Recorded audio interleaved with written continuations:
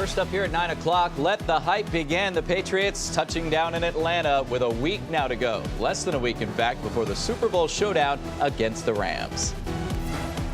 We're still here! We're still here! All right. Oh, yeah. Tom Brady with an epic mic toss, then tossing off rumors of retirement. We have live team coverage of the Super Bowl showdown. Investigators also working this morning trying to figure out what caused an overnight fire at this commercial building in Chelsea. And New Deal doubts. President Trump dropping hints about a possible second shutdown as federal employees finally return to work. This is 7 News Today in New England. Just after 9 o'clock on your Monday, and look at this, some sunshine to greet you this morning, though there's some chilly temperatures out there as well. It's mid-January, almost late January, so comes to be expected. Thanks so much for spending your Monday here with us. I'm Chris Anderson. And I'm Caitlin McCauley. At least we've got the sunshine. That's about all we can be grateful for with these temperatures this time of year. Yeah, and you know what? I said mid-January. I had to catch myself. We're knocking on February's door already. Time flies, yeah, especially when you're winning playoff game after playoff game. Heading into the Super Bowl. Hard to believe Super Bowl weekend is upon us. Coming up this weekend, the weather looks good going into the weekend. Now, to get there, we do have some issues, notably tomorrow night into Wednesday morning, and then the Arctic air for Thursday. Not bad outside this morning. This is seasonable stuff. 27 in Boston, 18 in Worcester at the moment. We've had some colder air working in out of the northwest over the last few hours, but it is quiet. Expecting a fair amount of sunshine through the day as temperatures recover into the low 30s this afternoon and then cool quickly this evening. That will set the stage for initially getting some snowflakes in here. Could have some ocean effect flurries and snow showers late tonight, early tomorrow morning, throwing some coatings across eastern Massachusetts, but the brunt of the snow really will be felt across Worcester County. Get up into the northwestern Worcester Hills, Gardner, Westminster, Hubbardston points north and west. We're talking about 3 to 6 inches of snow. Fitchburg down to Worcester right now looks like about 1 to 3. Also going to have some rain into the mix and mostly rain across eastern Massachusetts. The problem with Wednesday is initially we start above freezing very early in the morning, then go back below freezing for the morning commute. So there'll likely be some slick spots with some areas of refreeze. And then look at Thursday. That's the bottom of the Arctic air here. 12 for a high. We like that number 12 in New England, and looks good as we head into the weekend, guys. Well, here's another number for you, 6. 6 days to go before the Super Bowl showdown. That's less than a week, and excitement continues to grow. The Patriots saying hello, Hotlanta, as they wake up this morning down south. A live look now at Mercedes-Benz Stadium, the site of Super Bowl 53, which will be held on Sunday. And touchdown for Tom Brady and the Pats, landing in Atlanta yesterday after a super send-off at Gillette. Thousands of fans showing their support in advance of the team's 12th Super Bowl appearance. And the Patriots ready to get down to business in a rematch with the Rams 17 years later. We have live Team 7 coverage of the team as they kick off this big week before the big game. And we want to start down in Atlanta. 7's Tim Caputo is there with more on the Patriots' big arrival. And it's down to business today, Tim. Yeah, that's exactly right, Chris. Good morning to you guys here in Atlanta. The Patriots arrived about 12 hours ago Sunday afternoon, kind of had the night off, get settled into their hotel, get settled into Atlanta. They're waking up this morning with a big week ahead, a lot on their plate, but the biggest thing coming next Sunday, the stadium behind me. Already a touchdown in Atlanta. The Patriots plane landed exactly a week before the Super Bowl, and the players emerged dressed for success. Tom Brady, a week away from his record 9th Super Bowl, was all smiles in his suit and sunglasses, stopping to pose for a photo before hopping on the team bus headed to their hotel. Center David Andrews complimented his suit jacket with some cowboy boots and an Atlanta Braves hat, a nod to his hometown. The Patriots captain was born and raised only 45 minutes away from where we'll be playing next Sunday. All the players and coaches were handed special Super Bowl caps. Coach Bill Belichick took a peek at that hat, but that's as close as he got to wearing it. Julian Edelman, who missed last year's Super Bowl after injuring his knee earlier in the season, is back, and his playoff beard is in championship form. Rob Gronkowski has been healthy this season, too, as has this entire squad heading to the biggest game of their careers. Literally, not a single Patriot was on Friday's injury report. A great sign here in Atlanta, where the Patriots, in their suits, are all ready for business. So the big event tonight is at State Farm Arena. Actually, if you look closely, you see the word Atlanta written out in front in those kind of silver holding up the awning there. It took me about 3 hours to notice that, but it does say Atlanta right there. So that's the big event tonight for the players. Rams start their first 7 o'clock tonight. The Patriots will be there answering all sorts of questions at 9 o'clock tonight. And unlike Minnesota last year where everything was kind of spread apart, this is all close together. The stadium's here. The event tonight, the arena's just there, and the Patriots will be practicing at Georgia Tech, which is also in downtown Atlanta. There's a chance they might run into the Rams players over the course of the next week, but the traveling for them is done. Everything now centered around downtown Atlanta and centered around that stadium behind me.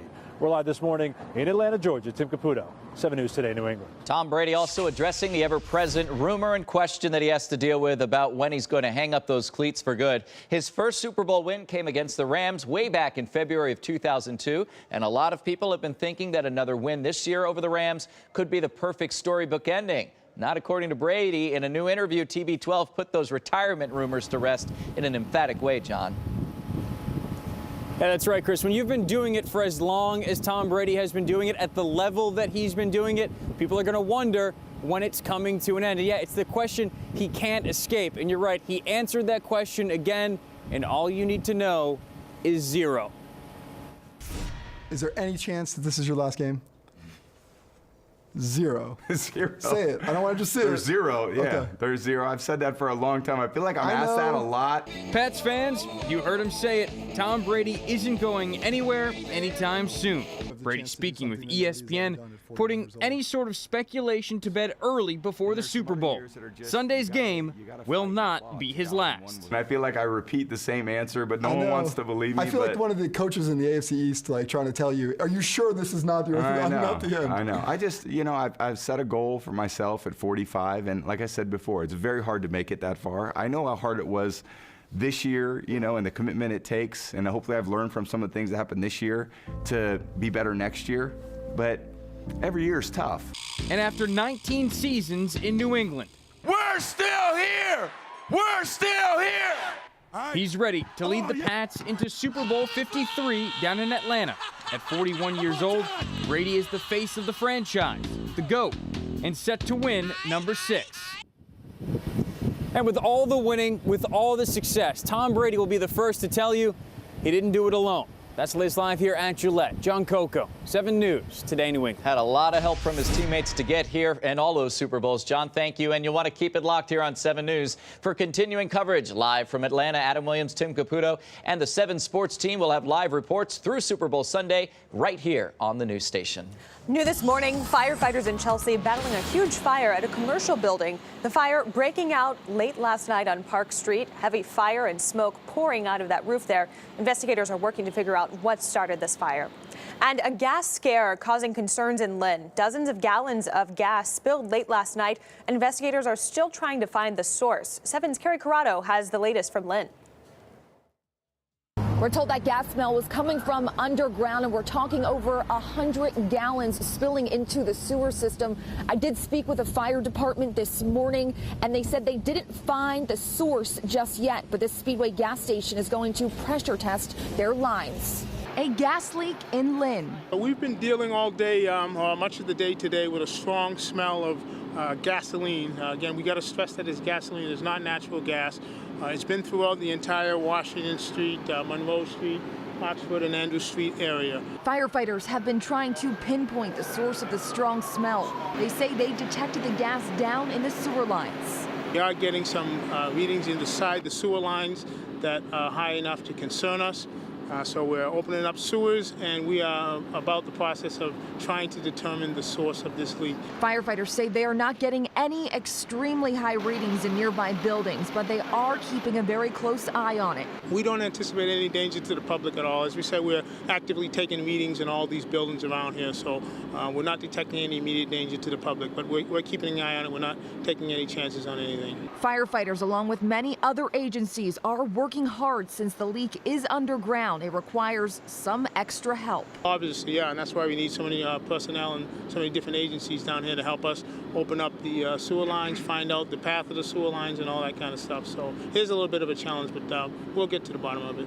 We are told 2 buildings were evacuated yesterday, but since then, crews are monitoring this situation. They say the public is safe as they try to isolate this. In Lynn, Carrie Corrado, 7 News, Today New England. Also on 7 now, a rash of robberies in Manchester, and police believe they're searching for a man responsible for not one but 2 attempted robberies that happened the very same night. Take a look at the surveillance video and you'll see this man walks in. His face is pretty much covered here. It's at the Mr. Market on Spruce Street, pulls out a gun and points it right at the clerk. Police got another call a short time later saying someone also with a gun tried to rob the Maple Street Market as well. Those attempted robberies come just as police made an arrest in this robbery from Saturday in Manchester. Police arrested 34-year-old William Contoy with connection on a robbery at the Lake Avenue Food Mart in Manchester. Police are asking anyone with information on the other 2 robberies to give them a call. Happening today now, 2 men are expected to be in court in connection with a shocking case of road rage on the Mass Pike. Look closely. That white SUV, wait till you see what's on the hood. There's a man literally clinging to the hood of that vehicle. It happened Friday. Police say that man and the driver were involved in a minor car accident. Both men were arrested by state police. Federal employees returning to work today after the government shut down. This is a live look at the White House. Last Friday, President Trump signed a bill ending the 35-day shutdown and reopening the government. But he's already hinting that if lawmakers don't come up with a long-term spending solution, there could be a second shutdown.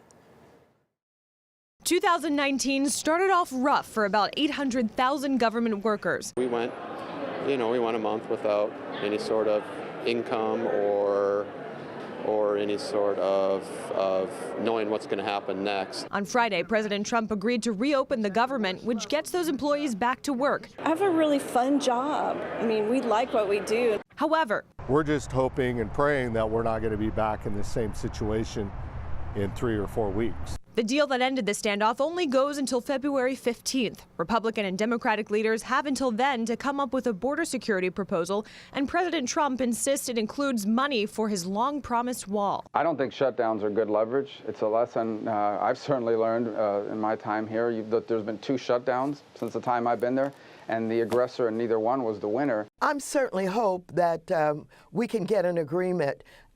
It's been too long. Too many of our federal employees have suffered. If lawmakers can't come up with a plan that funds a border barrier, President Trump says he may declare a national emergency and direct the Defense Department to start building a wall. Legislation to guarantee back pay for workers affected by the shutdown was signed, but it could take a few days before paychecks are sent out. It's 9:12. So much more still ahead on 7 News Today in New England, including some details on this crazy crash in Chelmsford, what officials say sent the driver smashing into the front of this pizza shop. And SpongeBob could be a star at the Super Bowl halftime show, the hint from Maroon 5 that has some fans hopeful. The sun, the star of the day here in New England, breaking back out, seasonably cold today. We'll track rain and snow for tomorrow night. Details ahead. Lots of traffic out there on the roadways, especially on 93 in Somerville. I'll have your full report after the break.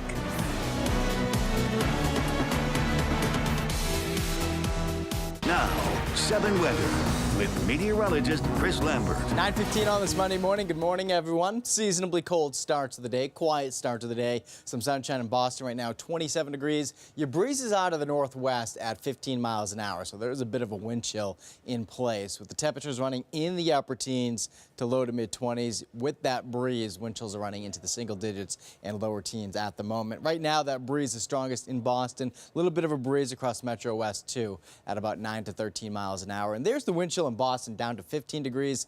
Feels like 6 in Worcester, so just a little bit of a sting to the atmosphere this morning. Not as brutally as cold as what we saw last Monday, but we have a repeat of that coming in here on Thursday. It's going to be one and done in terms of being the core of the cold air. Thinking really Thursday is going to be the day that we're in the deep freeze. Do have some clouds streaming in from the southwest, especially across southeastern Massachusetts. Then we track this storm that's across the Midwest coming in here for tomorrow night. Most of the precipitation does land tomorrow night into very early on Wednesday. Winter storm watch out for northern Worcester County for snow there. Your best accumulations will be across the higher train of Worcester County and back through the Berkshires and points north and points west. Could have a little bit of ocean effect flurries and snow showers late tonight into tomorrow. It's aside from the storm system, separate from it, but we could have some thrown back in across eastern Massachusetts for late tonight and tomorrow morning, dropping a coating in some spots. Then as this storm gets going and gets into southern New England, you have a southerly wind kicking in out ahead of it. That drags in some mild air, and that's why I do expect the mix with some rain. ongoing here across eastern Massachusetts overnight tomorrow. Then the Arctic air starts to pour on in on Wednesday.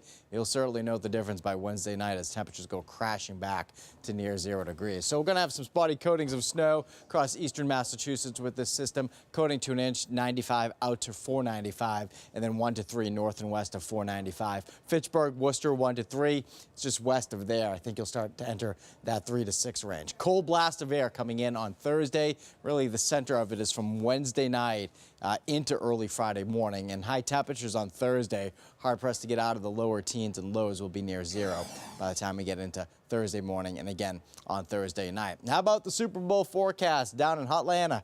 As Tim Caputo put it earlier, it's more like lukewarm Atlanta. Temperatures coming in this week into the 40s and 50s. Hey, it's warmer than it is in New England. But even here in New England by the weekend, not bad. Super Bowl Sunday at 41 degrees. With that rain in the forecast in Atlanta, perhaps seeing that retractable roof close for the game. Guys.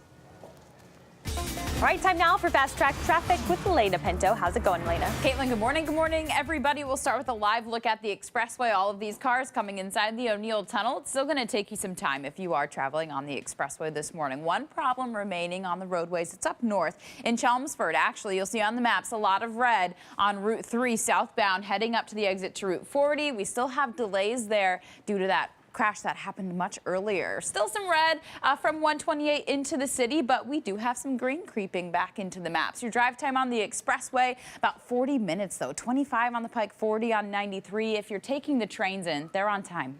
All right, also this morning, fans of SpongeBob SquarePants have high hopes for Super Bowl 53. The cartoon sea creature has a lot of backing to play his popular anthem for the halftime show. Gonna have to come out of his pineapple under the sea for this one. Fans say it would be Sweet Victory if Maroon 5 would oblige. Football fans, put your hands together for the Bikini Bottom Super Band. It's the Super Bowl performance more than 1 million people are hoping for. They want SpongeBob SquarePants to join the stage with Maroon 5 at Super Bowl 53.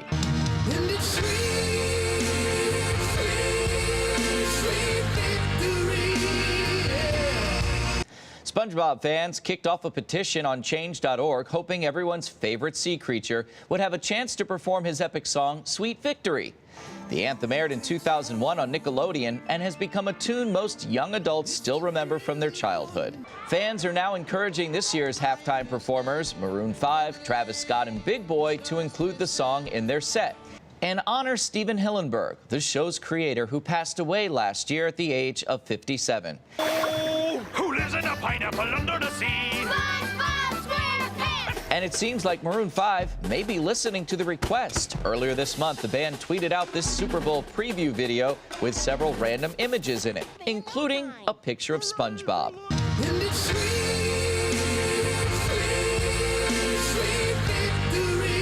So is it a sweet victory for SpongeBob fans? We'll just have to wait and see. Don't have to wait long, though. As of this morning, there's been no official statement from Maroon 5 or Adam Levine on whether or not this is actually going to happen. Well, we can hope that there will be a sweet victory for the Patriots at the very least. Yeah. Maybe get a SpongeBob bonus at halftime. We'll wait and see. 6 days. All right, coming up on 7 News at 9, a big win at the SAG Awards has fans of the film Black Panther hoping an Oscar could also be on the way. Later, the former CEO of Starbucks saying to be considering a big-time plunge into politics. We'll give you the latest when we come back.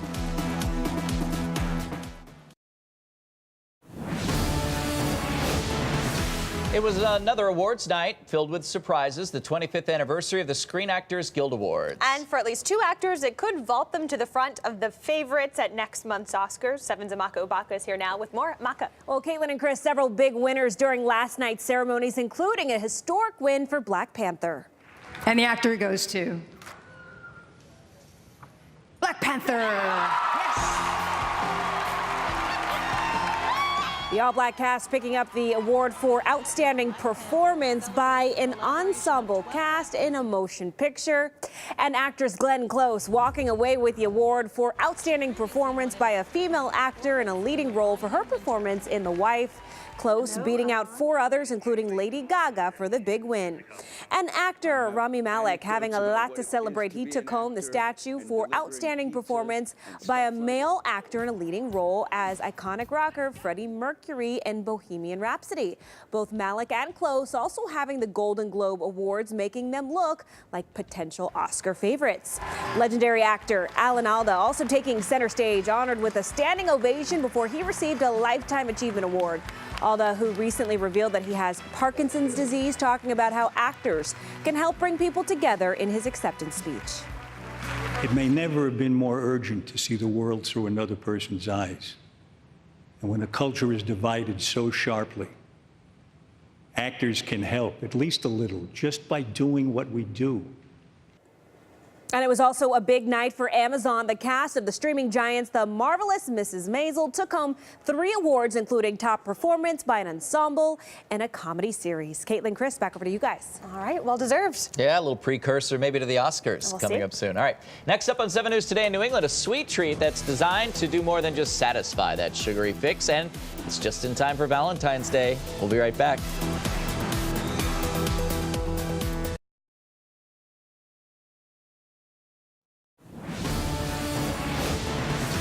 Looking for that perfect sweet treat for your Valentine? Well, how about giving your sweetheart a sweet message on a sweet, delicious treat? That's a lot of sweet. Krispy Kreme Donuts unveiling the new Conversation Donuts. The company is selling the donuts with phrases just in time for Valentine's Day. Among the messages, be mine, all the feels, and DM me. Little social media twist there. They'll also be available starting on Wednesday. You just have to travel to get to one. Well, they're filling the void of the candy maker. They're not making those this year. The little traditional Be Mine Necco Valentine's, hearts. the Necco ones. Yeah, so, well, the donut, and it's got a filling. Don't know what's in it, but we'll find out. All right, there's a lot more to get to the next half hour on Today in New England, including the Democratic field for 2020 is getting longer, but also filled with rumors. We'll have the latest word on several possible candidates, including Hillary Clinton. 7-day forecast filled with a variety of weather. We're talking about rain, snow, and Arctic air, all coming up next. And the Patriots saving some memorable moments from their Super send-off on social media as our live team coverage of the Super Bowl showdown continues. You're watching the news station. We'll be right back.